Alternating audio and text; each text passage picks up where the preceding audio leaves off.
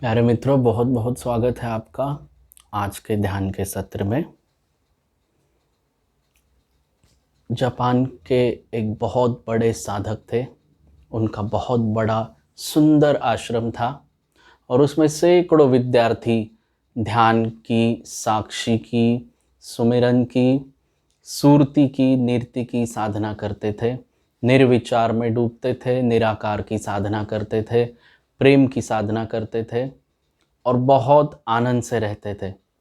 एक दिन एक ऐसा समय आया कि जापान में एक परंपरा होती है कि सद्गुरु जब भी शरीर से विदा होता है वह एक अपना उत्तराधिकारी चुन लेता है और जो भी वह उत्तराधिकारी होता है वह तुरंत उस जगह को, शहर को छोड़ देता है और कहीं और उस धारा को आगे बढ़ाता है और चलाता है। तो उसी प्रकार इस कथा में यह हम जानेंगे कि यह जो जैन मास्टर थे वह भी बूढ़े हो रहे थे और उनकी बड़ी ख्याति थी कि कौन उस धारा को आगे बढ़ाएगा, इस जीवंत धारा को जो बुद्ध ने महाकाश्यप को दी, उसके बाद प्रज्ञा तारा को दी, प्रज्ञा तारा के बाद अलग अलग अलग अलग लोगों के द्वारा वो बोधि धर्म के पास पहुंची। बोधि धर्म ने उसको, उस धारा को चीन ले गए। वहाँ से उन्होंने हुइनेंग को दिया और फिर रिंझाई के पास जापान में, फिर जापान में अलग अलग जैन मास्टर्स के पास वह धारा बहती रही और फिर इस जीवंत धारा का कौन उत्तराधिकारी होगा, इसके विचार, यह पूरी माहौल बन चुका था। सारे सैकड़ों शिष्यों में एक शिष्य ऐसा था जो रोज शराब पीता था, हर रोज शराब पीता था। कभी पूजा नहीं करता था, ध्यान बहुत करता था, किसी से बात नहीं करता था, लेकिन शराब जरूर पी लेता था। हफ्ते भर में 2-3 बार शराब तो पी ही लेता था। दिन भर ध्यान करता था और बीच बीच में शराब पीता था। बाकी सारे लोग सुबह उठकर पूजा पाठ करते थे, समय समय पर पोथी पढ़ते थे, अलग अलग कथाओं का अभ्यास करते थे और बहुत सारे नियमों का पालन करते थे। यह एक ही व्यक्ति ऐसा था जो कभी कोई नियम का पालन नहीं करता था, सहज रूप से रहता था। जब भूख लगी तो खाना खा लेता था, नींद आई तो सो जाता था। कोई नियम का पालन नहीं, कोई उसका शेड्यूल या टाइम मैनेजमेंट ही नहीं था, ऐसे कह सकते हैं।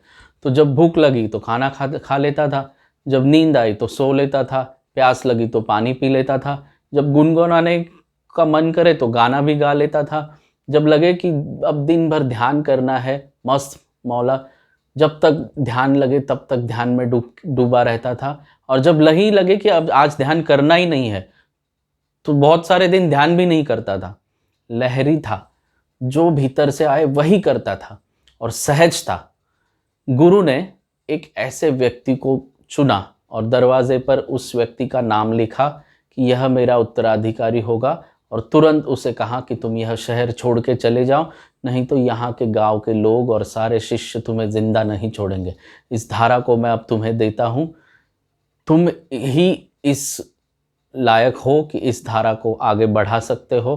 तुम पूर्ण सहज हो और सहज होना ही ध्यान में, अध्यात्म में तुम्हें गति देता है। तो जो तुम हो, जैसे हो, सहज हो, यही सहजता तुम्हें एक दिन चरम उत्कर्ष पर ले जाएगी। और फिर ऐसा कह के वो शिष्य वहाँ से विदा ले लिया। लेकिन जब यह खबर फैली शहर में और आश्रम में तो बहुत ज़्यादा गुस्सा हो गए शिष्य। उन्होंने कहा कि हम गलत गुरु के शरण में चले गए। एक शराबी को जो कभी पूजा नहीं करता, कभी पाठ नहीं करता, जब मन में आए जैसे आए जी लेता है। तो गुरु ने उसका उत्तर दिया कि तुम सारे लोग जो हो, तुम ऊपर से सिर्फ दिखाते हो कि तुम्हारी श्रद्धा है, तुम समय समय पर पूजा करते हो या जो भी कुछ करते हो, यह तुम्हारा एक स्वभाव है जो झूठा है। जो तुम भीतर हो वो तुम कभी नहीं दिखाते। समय पर पूजा करना ध्यान नहीं है, अध्यात्म नहीं है। समय पर नियमों का पालन करना अध्यात्म नहीं है, ज़ैन तो है ही नहीं। ज़ैन है सहज रहना, ज़ैन है सहज रहना। यही तो फ़र्क है कि एक बौद्ध भिक्षु में और एक ज़ैन फ़कीर में। ज़ैन फ़कीर बिल्कुल सहज रहता है और सहजता ही उनका धर्म है। ताओ जिसे लाओ त्से कहते हैं, सहज रहना। सहज रहना का मतलब होता है पूरी तरह सहज, कोई नियम नहीं, कोई धारणा नहीं। जैसे कोई बच्चा है, निर्दोष है, जो परमात्मा उससे करवाना चाहता है वह करता है, रोना है तो रो भी देता है, किसी से कोई शर्म नहीं। हंसना है तो खुल कर हंस देता है, किसी से कोई शर्म नहीं। खेलना है तो खेल भी लेता है, कीचड़ में खेल लेता है, कहीं पे भी खेल लेता है। नग्न होता है फिर भी शर्म नहीं। तो बिल्कुल बच्चे की भांति सहज होना ही ज़ेन है।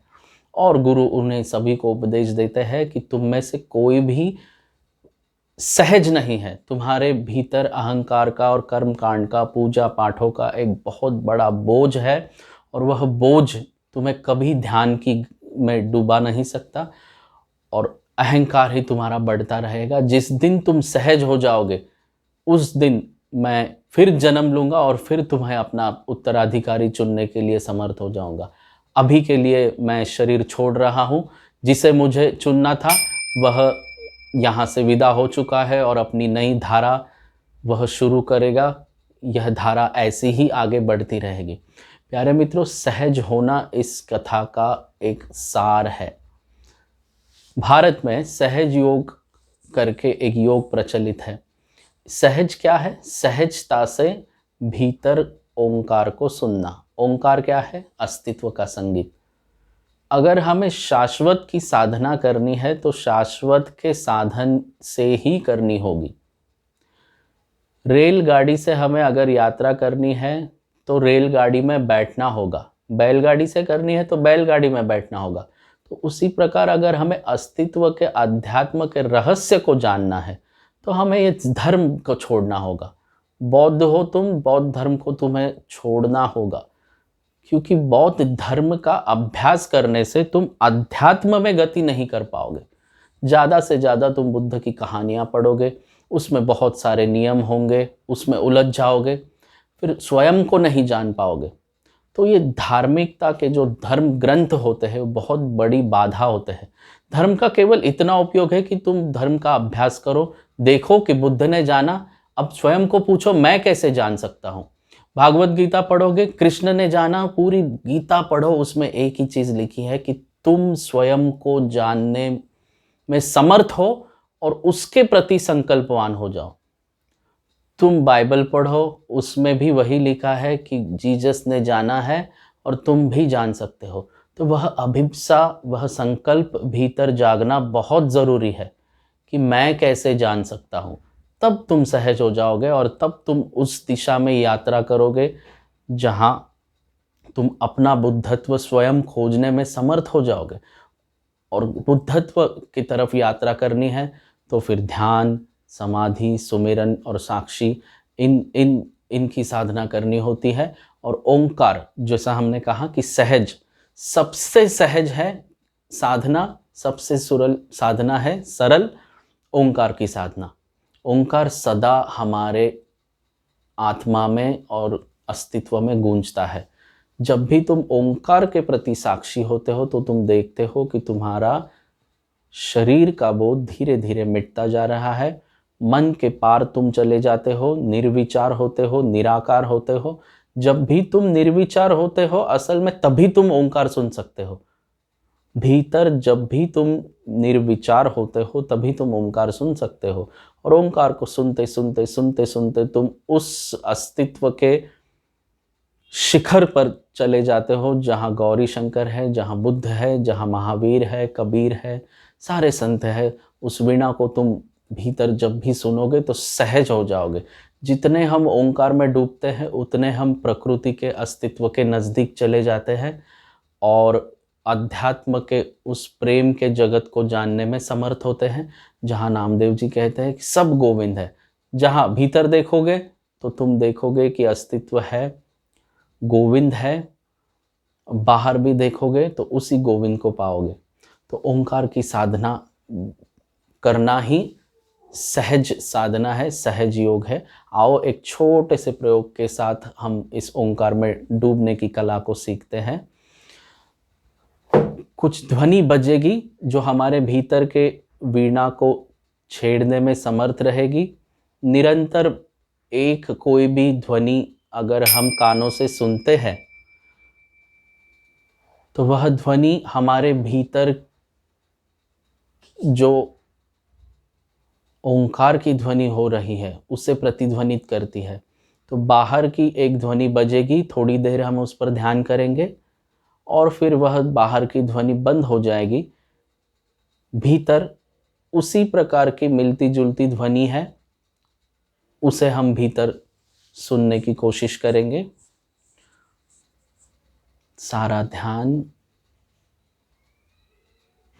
बाउल की ध्वनि पर।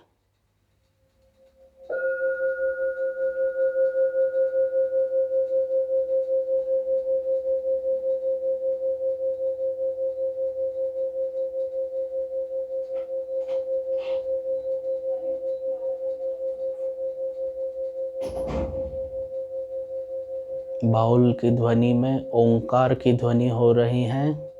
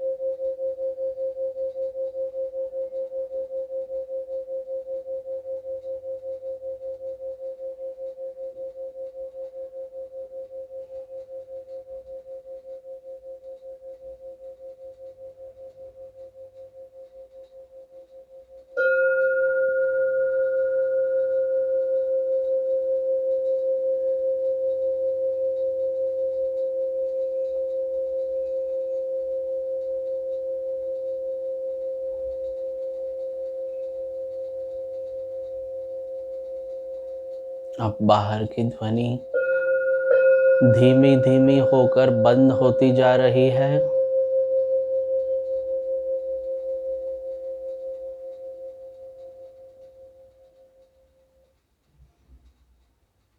भीतर निर्ध्वनि में प्रवेश।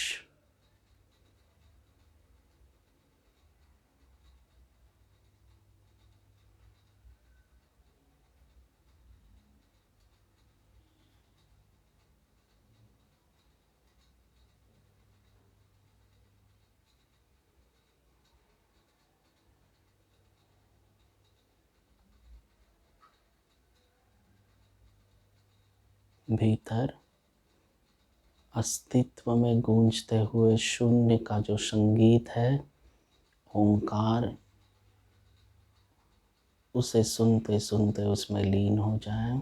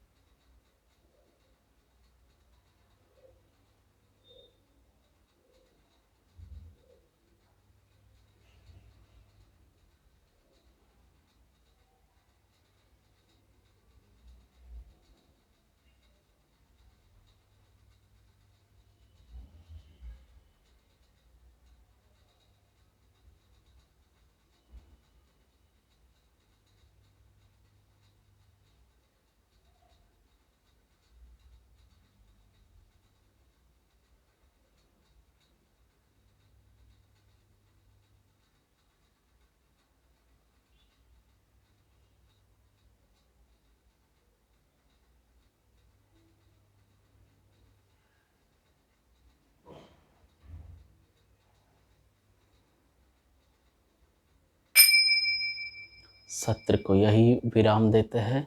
हरि ओम तत्सत।